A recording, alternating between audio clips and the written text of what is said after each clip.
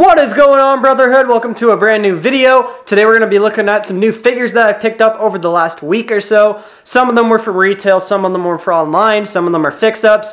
A little bit of everything. Just because I was filming Anarchy, I didn't really have room to do it on my memory card, and I just really didn't feel like it. My patience was running thin while doing that pay-per-view, but nonetheless, I still want to show you guys these figures because I got a bunch of brand new elites, so we're going to get right into it and start off with the first figure. Starting things off, we have my favorite out of the whole group. We've got the Elite Series 56, Luke Gallows and Karl Anderson. I think both of these figures are amazing. I went ahead and gave them Raw Tag Team Championships like they were supposed to come with, but we of course got them with the Epic Moments Hardys. But these figures I just think are insane. I cannot believe how awesome these are. Definitely one of my favorite tag team sets we've gotten in a while. Awesome accessories and awesome paint job on them. So let's go ahead and get a closer look at these figures. Starting things off with accessories, here you can see the coat that comes with Luke Gallows. It is a rubber material, easy to remove, however. On the side right here, it does say hashtag GB for life. Not sure that you guys are going to be able to really see it. It's kind of a blue and silver, which makes it a bit hard to pick up on camera, but Good Brothers for life. And then it says Gallows going down the side right there. And of course, it's got the Club Gas Mask logo on the back. Very nice blue sort of dry brush finish on that. And then Karl Anderson does come with this cloth club t-shirt. Absolutely love cloth shirts. We don't get them enough. But anyways, let's go ahead and take a look at the figures themselves. Starting things off with the head scans, I think both are spot on accurate. Both are the same from the battle pack earlier, but nonetheless, Luke Gallows does have an updated beard with the longer sort of tone. And then moving down here, Gallows is wearing a signature singlet with pants. It's got the club logo on the front with some white designs at the top of the straps, more white and blue on the back. He does have his tattoos in full color for the first time, which is really, really nice. He's got the club logo on the front, like I mentioned. It's got the Japanese writing on this leg, hashtag LG right there, so that's pretty cool. Personally, I do prefer the Anderson figure. I think it's really awesome. He's got his updated tattoos. First one to have his guitar tattoo on his forearm right there. Anderson on the back of the tights there. This is the first one to have tights as well. Maybe the new battle pack did actually. But he's got two sweets all over the pants. It says hashtag KA on one side and hashtag BC on the other. Bullet Club. Kind of interesting that Mattel would do that. He's got the belt design at the top of the tights, so that's pretty cool. I know this figure was originally going to be in trunks, but Mattel did change it last minute. So that's Gallows and Anderson. Let's get into the next figures. Up next, we've got the Elite 54, Jimmy and Jey Uso, another tag team set. The accessories these figures came with are trash. So first of all, Jey does come with this bandana. You can see him wearing around his neck, and he did include this god-awful rubber vest, or I'll try and find it right here, this white rubber vest. It's basically the AJ Styles one. And then Jimmy came with a red tank top that's also rubber, and a white shirt that is also rubber. That is trash. I do like the bandana, however. But anyways, you can see I gave them the SmackDown Tag Team titles because they are updated. But nonetheless, we'll take that away right here from Jey, who is probably the better figure. And Jimmy, I did put it on his head like one of the Usos always wear it to cover up that trash head scan. But we are going to get right into the head scans. So I will try to zoom in here a little bit more. And we'll start off with this. I don't know if it's even that good, to be honest. It's certainly better than his brother. We've got Jey Uso, kind of a scowling face scan like he's pissed off and going to beat you up in the alley. The bandana, will take that off as well. I do like the bandana accessory. That's very, very nice. But there you can see he's got all of his Samoan tattoos and, you know, just a regular body mold, basically. Some pants and these red J's almost. But he's kind of got a snickering head scan. A lot of people really said it was an amazing head scan. I think it's all right. I think it's just getting a lot of credit because it's a lot better than that. Like what is that? It looks like Mr. Potato Head. Oh my god. Bruh, look at this dude. Wait till you see the... No.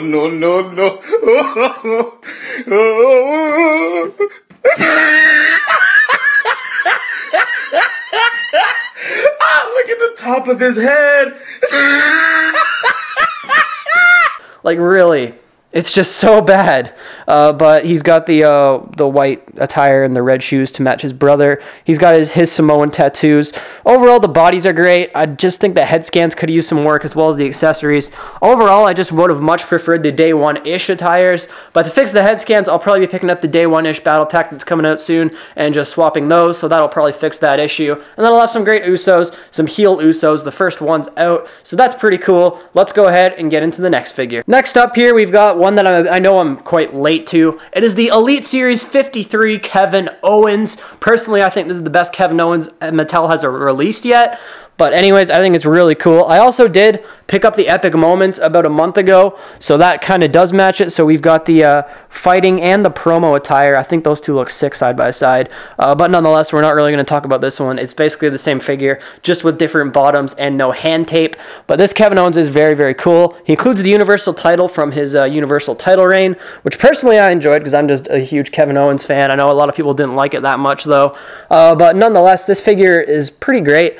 I think the head scan is spot on accurate to Kevin Owens. He's rocking the Kevin Owens Show attire, which was one of my favorite attires he wore. It's got the Kevin Owens Show logo on the front, KO on the back, KO on this side of the shorts, and it says fight going down that side. He's rocking his kick pads, his fight shorts, his tape. Arms are still way too big. Mattel need to fix that issue, but he's got all of his tattoos. It's pretty much every Kevin Owens figure ever, but just a lot better in my opinion. So I really do like this Elite 53 Kevin Owens. Glad to have a new Kevin Owens Elite in my collection, but we're not done here. We've got another one from Elite 53 to take a look at, and that is none other than The Miz. Jump cut free. We're just going to get right into The Miz right here. Get a better focus, though. This figure's pretty awesome. Definitely one of the best Miz's they've ever made. Went ahead and gave him the Intercontinental Championship, and you'll probably notice I did cut the sleeves off of his rubber jacket just to give him the ability to actually move his arms. Mattel should start doing this, giving us more sleeveless coats. It makes this figure a lot better. Personally, I just could not stand that jacket before. It was like a brick, but nonetheless, you can take off the glasses here, which I did switch out for the Phantom of the Opera mask, which I do like. I feel like he wears the, here it is, here's the mask. Yeah, it's pretty good, but I just like the glasses better because he usually wears that. The Phantom of the Opera one I might use the odd time for like special entrances on the pick fed or something. But nonetheless, we will go ahead and remove his jacket here. It just unbuckles like most Mattel ones do. It's got 3, I believe, buckles on it. And then you can just take it off relatively easy. If you do want to do this fix up yourself, it's pretty simple. You just cut off the sleeves. I'm not going to make a tutorial on that. But nonetheless, this Miz figure is amazing. I absolutely love this head scan. Let's get a nice zoom right there. Well, that's the best my lens can actually do. I need to get a zoom lens. But anyways, that face scan I think is spot on accurate to the Miz. Absolutely love it. He's got his brown slicked sort of hair looking great. Moving down the attire, he still actually wears this attire nowadays. It's his blue, silver, and black one on the trunks there.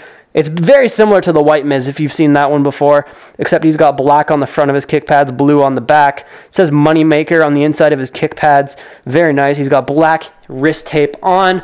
Just a very simple Miz figure. Simple but effective. I absolutely love the attire. Love the Miz figure. Great to get a new updated Miz in the collection. Let's go ahead and get on to the next one. Up next, we've got the WrestleMania Elite Randy Orton. Found this figure at retail. Actually, my retail got some new Elite 54 WrestleMania Elites, a bunch of basics and battle packs in. So that was nice to see. I decided to pick up this Randy Orton. As you can see, I did already swap the head, and I did swap the coat for a cloth version of the rubber one.